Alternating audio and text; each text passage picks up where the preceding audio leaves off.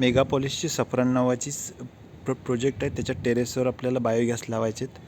तर साधारणतः हे 14-15 मजल्याची बिल्डिंग आहे. सो मटेरियल खालून घ्यायचं तर असं ऑप्शन आहे इथं ओपनिंग, आणि जवळपास हे खाली ग्राउंड आहे. तो माणूस चालताना दिसतोय तो. सो असा एक ऑप्शन आहे मटेरियल वर घ्यायचा.